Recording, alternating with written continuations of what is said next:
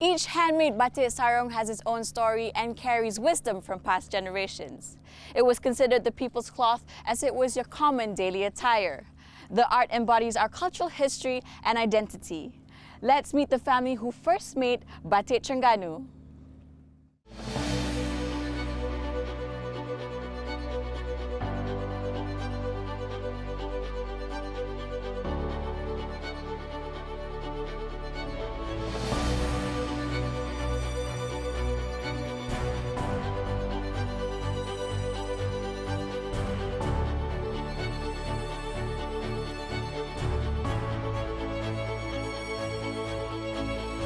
The cloth story.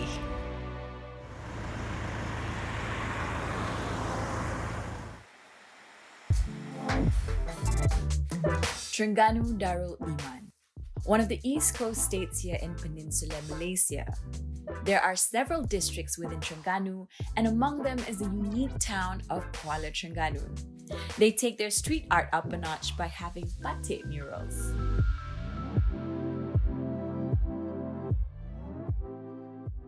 Batik, as interesting as it sounds, is a piece of canvas. It's a blank canvas where you can actually express yourself.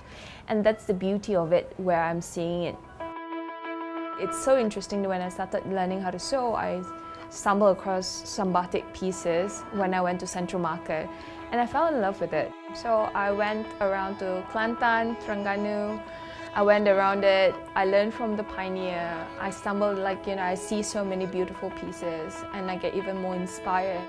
I think what's important that people should know is that, batik is just a technique, a wax resist technique.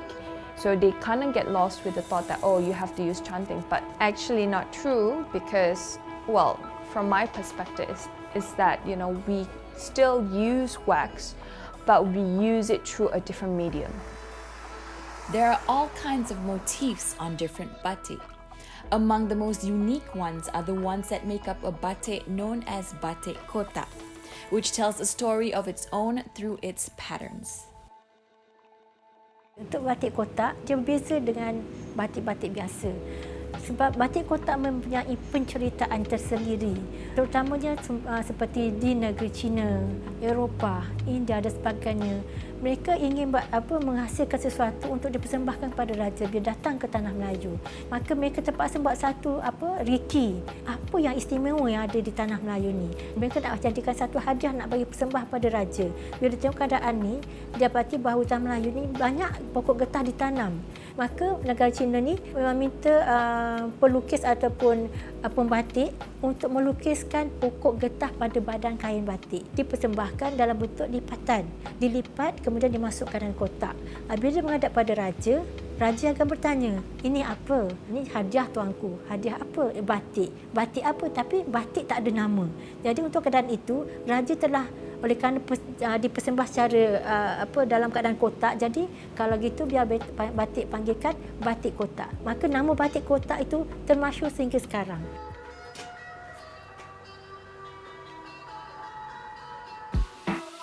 Batik has been said to have existed more than 1,000 years ago, possibly originating from ancient Egypt. However, in the Malay world, history only mentions batik from the 17th century onwards. The unique batik in our country are made using several methods. One of them is the usage of blocks or stamps. This method is still relevant till today, with some batik makers making their own signature designs to establish their brand identity. Batik Wan Azhar is well known domestically and abroad. Its founder, the late Wan Azhar Wan Awang, was a third-generation batik sarong maker who mastered the craft through the teachings of his uncle Haji Wan Ibrahim. Batik ini dia lain pada tempat lain.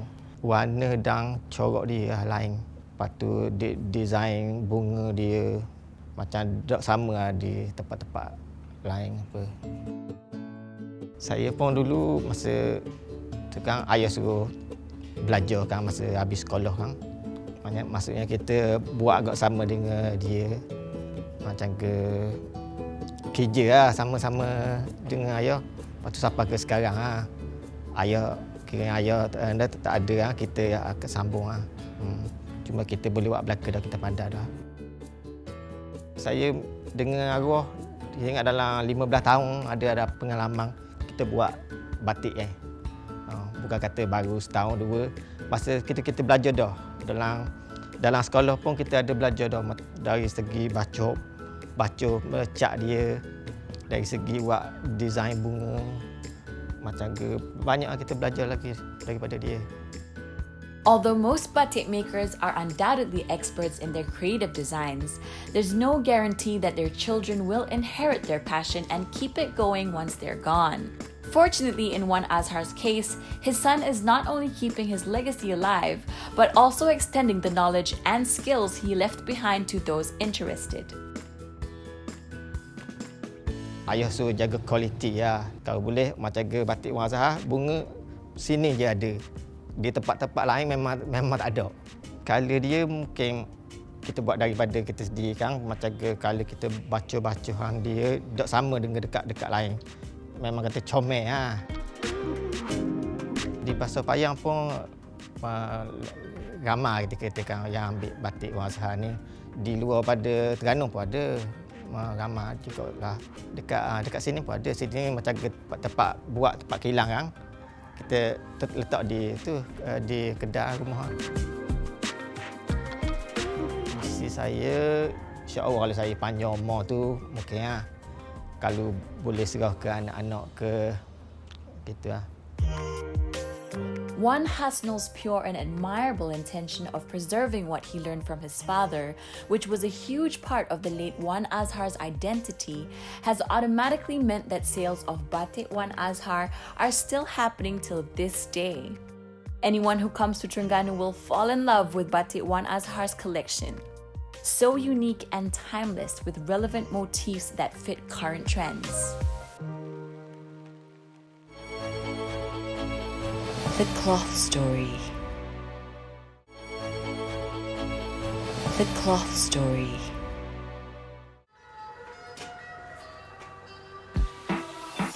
Patterns, innovative designs, detailed motifs, coupled with Wan Azhar's creative idea of blending various colors on the material which complements the design, is what makes his pieces so unique. If we take the time to appreciate Wan Azhar's creations, we'll see how timeless and ahead of his time they are. Fast forward many years, his designs are still considered fresh and ever identifiable by batik experts and fans of his work. Saya dengar pattern ni atau color-color ni kalau compare dengan yang sekarang ni dia lambat pudar. Dari segi color dia, kita kira macam tahang lah. Macam contoh macam kita pakai dah 2-3 tahun tu memang tak akan pudar lah. Dari segi color dia. Itu disebabkan oleh pembuatan dia, cara membuat ataupun dalam cat dia ke? Dari perbuatan dia, daripada kita baca. Contoh macam baca cat dia ke apa ke, dari itu jadi tahan. Tapi ni special ke batik Wan Azhar sajalah. Special ke. They've got their own special concoction into making colours stay and not fade with time. He says it can last about 2-3 tahun boleh pakai. Boleh 2. InsyaAllah boleh 2-3 tahun. Tapi jangan jemur tempat panas dah. Terdedah tengah matahari dah. Gotta keep it away from direct sunlight, just like how you preserve anything else. Dia ada cerita tak tentang batik ni? Lain je dari yang lain-lain saya tengok kat sini. Corak dia ni kita ingat memang lama. Corak ni kita ingat dalam 30 tahun mungkin lebih lah. Yang saya sentuh ni, this is 30 years old. Design bunga-bunga ni macam mana pula? Dia bunga memang chop lah. Asalnya dia chop dulu. Dia chop dulu, baru dia masuk warna-warna dia. Lepas tu dia chop pulak sekali lagi. Dia tindang atas warna-warna. Lepas tu baru celup skema sekali. Dekat Terengganu sahaja ke ada batik ni? Batik ni kalau dekat Kota Baru, Kelantan pun ada. Kota Baru. Di pasar dia. Kalau saya nak balik KL nak cari Wan Azhar punya batik. Di KL pun mungkin ada. Oh ya? Anyone draped in a Wan Azhar batik is sure to radiate elegance with its specially blended colors that are very distinctive. To create a batik that will stand the test of time is not easy. To preserve a family legacy and not let it wither away is also not easy. How lucky am I to have met one Hasno? And when I think of it, I'm grateful beyond words for the fact that this person decided to continue his father's batik legacy when he wasn't even obliged to do so. It's something we ought to be very proud of, as designs from the older generation of batik makers are a gift to the younger ones. We should treasure it, we should know that, and the ones after us should know that too. Next, I make my way to Pasar Payang, a place where batik Wan Azhar was once so popular to the point that Wan Azhar was dubbed the king of Pasar Payang. So earlier, we were at Wan Azhar's factory to talk to his son Wan Hasnol about the production of his late father's batik. But right now we are in search. This is an amazing maze right here in Pasar Payang. So I'm trying to, I believe this is it, Wan Azhar bin Wan Awang, I think so. I see his prints. Wan Tamizi. Ya, betul. We found his son. So Wan Tamizi is in charge of the retail store here in Pasar Payang, and it is so, it's what is amazing me right now is the fact that these batiks that are very traditional look like they fit in this setting. It looks very timeless. So Wan Tamizi, saya panggil Mizi boleh? Boleh. Okay, saya nak tanya, kalau dekat Pasar Payang ni ada tak pelanggan yang datang cari batik Wan Azhar sahaja? Ramai juga. Yang dari Kuala Lumpur, Selangor, Johor dan mana-mana negeri pun ada je datang cari batik. People know, they know the trademark. People come from all over, from Selangor, from Johor, dari Penang ada juga. Penang ada. I think from all over. Ada Sarawak tak? Sarawak pun ada kadang-kadang. See, all over Malaysia. Kelantan pun ada. Tapi kalau menurut Mizi, pelanggan yang datang sini, diorang cari batik Wan Azhar ni sebab kelainannya yang macam mana daripada batik-batik yang lain? Dia kualiti. Kualiti, corak dan mungkin nama. Nama daripada dulu, daripada lebih kurang dalam 40 tahun. 30 tahun dulu. Although sales are not as great as it once was, another son of the late Wan Azhar, Wan Tarmizi, still sells their collection at this famous Terengganu market. Kalau macam ni, tadi kita orang ada tengok batik dekat sana umur dia 30 lebih tahun. Lebih kurang. Dia cakap warna dia belum pudar lagi. Kalau yang macam ni? Ya, sebenarnya batik ni dia kena jaga juga. Dia tak benda ni tak boleh nak jemur tengah panas.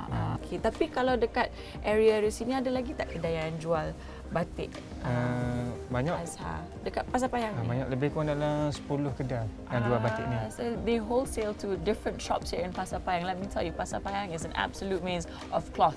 So for them to actually have 10 other stores carrying this brand, I believe is a crazy feat. After learning about Wan Azhar batik, I'm pretty sure I'm not going to forget the trademark colors and trademark patterns that he has designed over the years. But I don't think I've had enough, because now I see so many other patterns and colors too. Boleh tak saya nak tengok-tengok lagi? Takut ada corak-corak yang saya tak nampak. Boleh, boleh.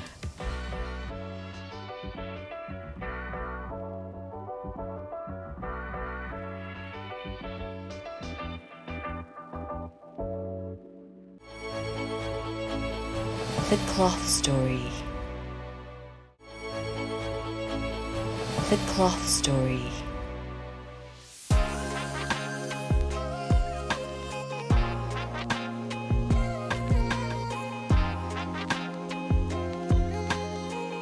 Coloured and patterned cloths are becoming more popular here in Malaysia.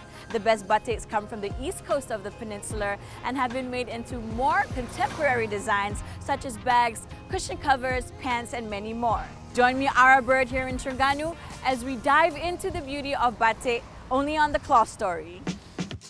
My being here in Terengganu has given me the opportunity to educate myself on fabrics, and as it turns out, the Malays in the previous era are such masters at producing textiles that they are known for it in other countries.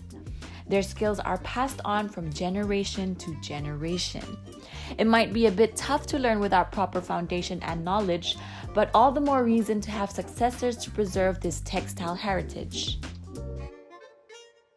Secara umumnya, memang batik memang terkenal lah di kalangan masyarakat Terengganu, khususnya batik sarung. Sebab orang zaman dulu, kain batik merupakan pakaian utama lah, sama ada dipakai dengan baju kurung, kebaya atau baju singkat biasa. Jadi cara pemakaian pun kata orang kalau kita berkain sarung itu bagaimana cara kita meletak di tempatnya sendiri, sebab sarung itu dia mempunyai struktur-struktur tersendirilah. Sebagaimana diketahui umum, setiap selai sarung itu ciri-ciri utama mestilah adanya kepala kain, adanya badan kain, adanya tepi kain, dan semua itu bukan bersahaja. Dia ada makna-makna yang tersendiri. Kalau di Terengganu misalnya, orang-orang tua dahulu kala meletakkan kepala pada bahagian belakang. Jadi nampaknya kami berbezalah dari setengah-tengah negeri, sebab kami kalau zaman dulu kita tersilap pakai kepala di depan, kita dianggap sebagai tidak tahu berpakai kain. Selalunya mak-mak mengajar anak dia cara berpakai patut atau berpakai kain dengan cara yang betul. Okey, merujuk kepada masyarakat kebanyakan di Terengganu zaman dahulu tidak terlalu senteng dan tidak terlalu labuh dan tidak beranak. Maksud beranak kain ni bila kita pakai ada terjulur kat bawah. Jadi itu melambangkan bagaimana budaya masyarakat ni sangat halus, sehingga cara berpakai kain sarung pun menjadi satu diberi kepentingan dan juga menjadi lambang atau menjadi siapa dia pemakai itu. Sebab tu orang tua-tua dahulu mengatakan letaklah sesuatu di tempatnya. Itu maksud saya lah. Such crucial words that reminds us how important it is to protect the batik sarung heritage. It isn't merely a piece of cloth, it's a batik maker's artful, delicate masterpiece. Each sarung material carries an incomparable meaning through the beautiful patterns and stories behind its motifs. My journey will be incomplete if I don't include this legendary boutique as part of my destination. She is the pioneer of batik chanting in Terengganu.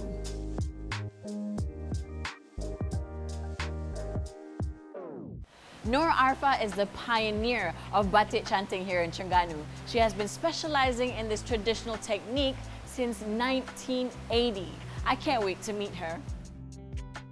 In the Malay community, batik has always been widely used in their daily lives. It is made specifically for most things, but especially for clothing. In their efforts of heightening batik status globally, this popular batik manufacturing company in Terengganu does everything in their power to ensure each initiative done is continuous for generations to come. I have Puan Nur Arfa with me who will teach us more about batik chanting. Assalamualaikum. Puan Nur, apa khabar? Baik. Ara ada nak tanya ni pasal batik chanting. Boleh tak jelaskan sikit tentang proses membuat batik chanting ni? Ya, membuat batik chanting ni yang pertama kita kena ada kain putih lah. Okey. Ya, dan kita kena ada canting. Jadi daripada kain putih tu dicanting menggunakan lilik. Di Terengganu saya yang mula sekali buat. Pertama. Ya. Jadi daripada situ saya membuat seorang dirilah di rumah. Suami saya yang menjual lah. Jadi memang di Terengganu ni masa dulu orang memang kira hairan lah melihat bagaimana batik boleh terciptanya batik canting. The technique of menchanting or hand drawing starts off with having a white piece of cloth and using the tool which is called chanting, which is then dipped or scooped or is dipped into hot wax, and then you start drawing on a piece of cloth. Chanting tu atau wax tu untuk mengelakkan warna daripada daripada masuk di antara satu sama lain lah. Kalau yang ini sehari boleh siap. Kan? Kalau yang ini menggunakan teknik yang banyak. Kalau orang yang nak buat yang ini pengalamannya sekurang-kurang 5 tahun. Oh, kalau ni beginner boleh buat? Yang ni pun 2 tahun, 3 tahun. 2 tahun, 3. Kalau yang satu kita latih sini, Biasa saya ambil pekerja yang tak tahu apa-apa. Daripada situ saya latih. Okey, yang mula dia mencanting tu cuma buat stroke aja. Ada belajar stroke. Square ke circle ke tak kira. And then paling lama pun 6 bulan baru mahir. It's not an easy job. Yeah. Tapi kalau kat sini ada banyak ada abstract motif, dekat Yes. sini pun dia repetitive, Yeah. yang ni pun lagi macam daun, flora sikit. Yes. Tapi kalau mencanting ni, pattern atau motif apa yang paling popular lah, paling digemarkan Popular lah? kalau batik lah. Banyaknya flora fauna lah. Ya, memang Kalau kita flora tengok fauna. banyak sini kan, semua flora fauna. Kalau kita tengok dia punya design tu banyak kali sebab dalam bilik ni memang betul-betul eksklusif sahaja. Oh. Ya.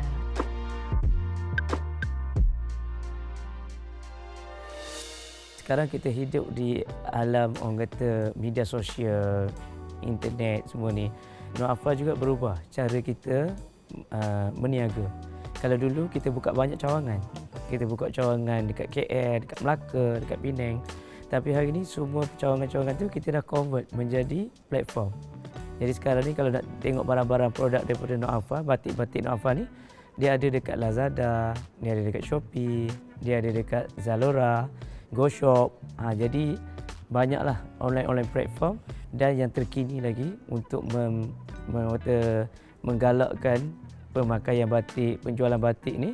Sekarang ni Nur Afal ni kita wujudkan satu program iaitu Nur Afal Affiliate. Kita buka peluang perniagaan kepada siapa yang dekat luar ni yang ingin berniaga tanpa modal. Tapi alhamdulillah lah sekarang kita dah ada secara keseluruhan, kita baru mula, kita dah ada lebih kurang 900 orang. Sebab dia kenapa kita wujudkan benda ni? Sebab bila ramai orang yang menjual, pasti lepas pada ni permintaan menjadi tinggi, barulah orang yang melukis batik ni kita akan ada job balik lah. Jadi kita wujudkan ekosistem di mana bila ada ramai penjual, 20,000 orang penjual, akan ada 200 orang pembuat akan datang. Bila pengunjung datang ke Terengganu ni, kalau dia tak cari tempat pembuatan batik ni, dia jadi tak lengkap lah. Dan terutamanya sebab kita ni di Nur Afal Craft Complex ni, kita bukan sekadar boleh datang tengok dan beli, tetapi kita ada tempat untuk melihat sendiri proses pembuatan tu. Jadi bila proses pembuatan tu dilihat sendiri, barulah dia orang akan faham kenapa batik tu orang kata sangat berharga.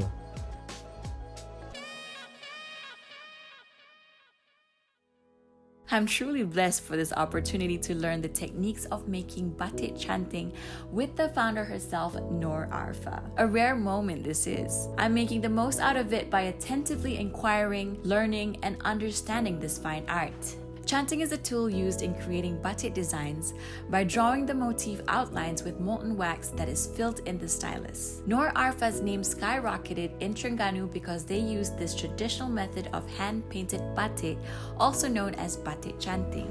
This type of batik offers its own unique quality as the batik designs are one-off designs even though it's by the same maker. Due to the nature of it being hand-painted freely, the designs and its meanings are never similar and is according to the creativity, mood, and spontaneity of the maker. It's a time-consuming process, but hey, it's art. You can't rush art.